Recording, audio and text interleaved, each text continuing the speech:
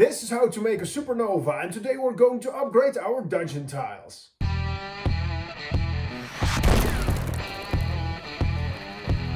About 7 months ago I made a video about how you can make these double-sided dungeon tiles with magnets. And I use them for quite some games right now, and this is what I found out.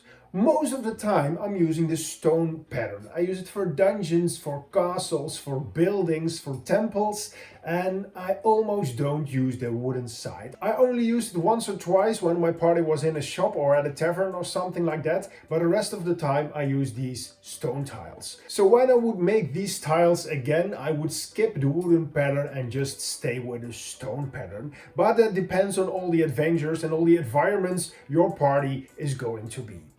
The second thing are the magnets, because I'm not sure if the magnets are necessary for Dungeons and Dragons. I imagine when you're playing a game like Warhammer, where you have 75 guys of infantry on your tables, and 6 tanks and 2 monsters, you have a lot of movement on your table, and these magnets are necessary. But in my Dungeons and Dragon games, I have about 10 or 15 miniatures max on the table, so I think these magnets are not really necessary. So today we're going to skip them, but maybe in a few months I come back to you and tell you these magnets are necessary. One of the disadvantages about these smaller tiles is that it takes some time to build up a larger room. And it doesn't take that long, but I really don't like the process. When you're in the middle of an exciting story, or you're on a chase or fighting a monster or something, and you need to wait for the DM to build the world. It's taking players out of the story. So to solve that, what I'm going to do, I'm going to make some larger pieces, and they're 10 by 30 centimeters. I'm going to give them the same pattern as the smaller ones, and with just 2 or 3 pieces I can immediately put on a large room on the table. I'm using my hot wire foam cutter to do all the hard work, but if you don't have one, you can just use a normal sharp hobby knife for most of the cuts I make. First I'm going to start with some texturing, and to do that I'm going to use my aluminum foil ball, and I'm just going to roll it all over the surface, and when that's done I'm going to do the same thing with this rock.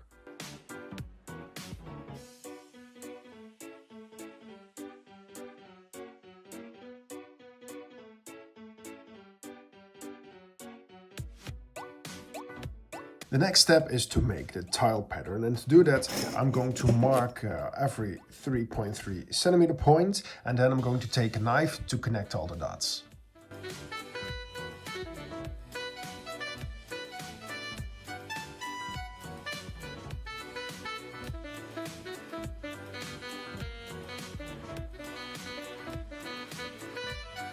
The pattern is done, and now I'm going to make these cracks in some of the tiles. And to do that I'm just going to use my hobby knife, but you can use all kinds of sharp tools like pencils or screwdrivers.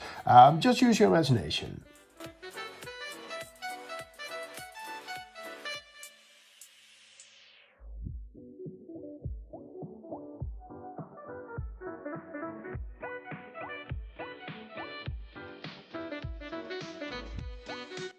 The spray paint is dry, but you can still see some foam on some parts. So I mixed up some cheap black crafting paints with some water. It's a bit thicker than a normal wash. And then I'm going to touch up these points.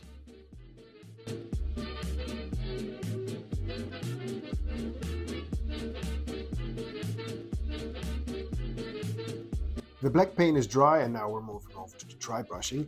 And to do that I mixed some cheap crafting paints to get a dark gray, something like this.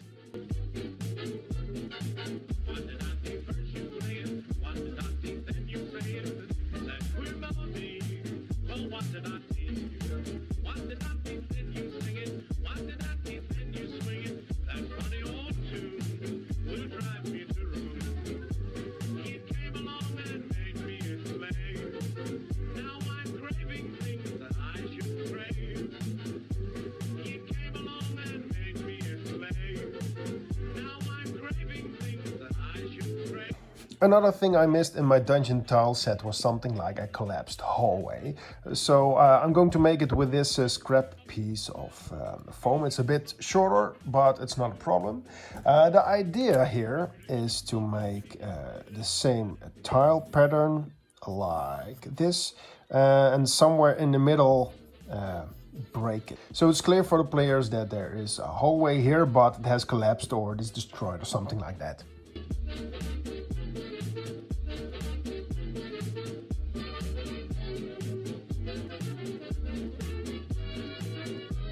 Normally the tiles here in the middle would be way too thin, but that's not going to be a problem because we're going to break this tile in this area. So we have two separate pieces.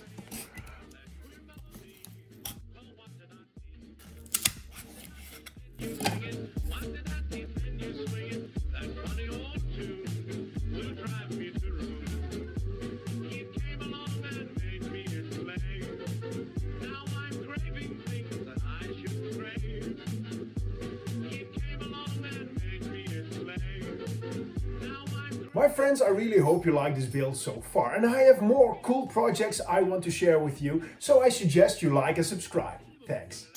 I also wanted to make some stairs so I can put it on a tile like this, or maybe like this to let my players know there is another level. But this one is made with a hot wire foam cutter and it's very easy and fast. But when you don't have a hot wire foam cutter, you can also use your normal knife, and I will show that here. Here I have a piece of foam. It's 10 centimeters by 2 by 2. And first I'm going to take a pen and I'm going to draw stairs on the side.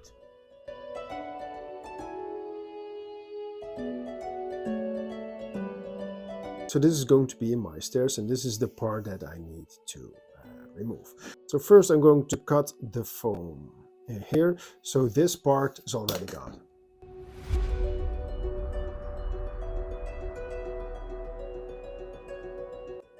And now I'm going to take my hobby knife and I'm going to make all these cuts and then turn it over and make these cuts.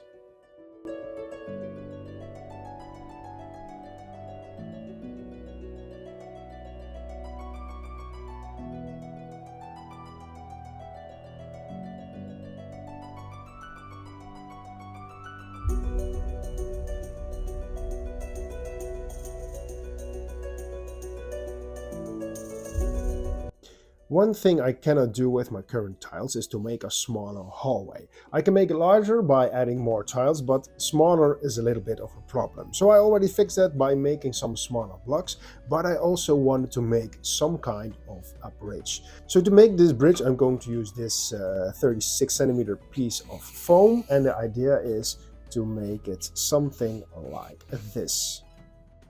Because long thin bridges are always a good idea.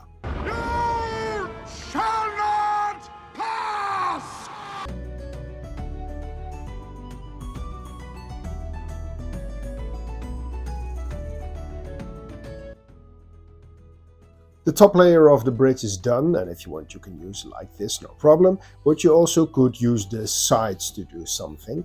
If you want, you can continue these lines so you get some block stone effect for your bridge, but I'm going to use my hot wire cutter to make some interesting cuts here to make it look more damaged and more fragile, but you also can do this with your normal hobby knife.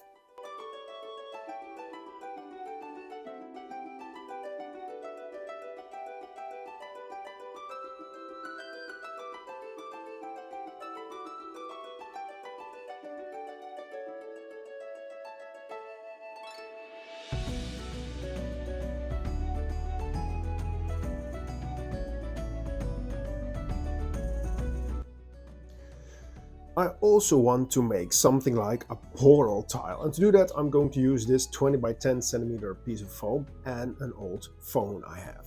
So the idea is that I'm going to hollow it out, and then later I can slide in my phone, and on my phone I have something like a video from a portal or something like water or lava, something like that. But the first step is to make the tile pattern.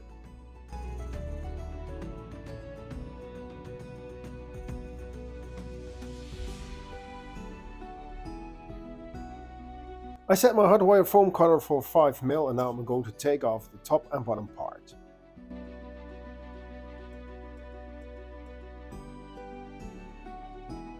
Maybe you've seen these dents I just made with my hot wire foam cutter, and I do that so I make sure when I glue it together it's all in the same position, because it will fit like this.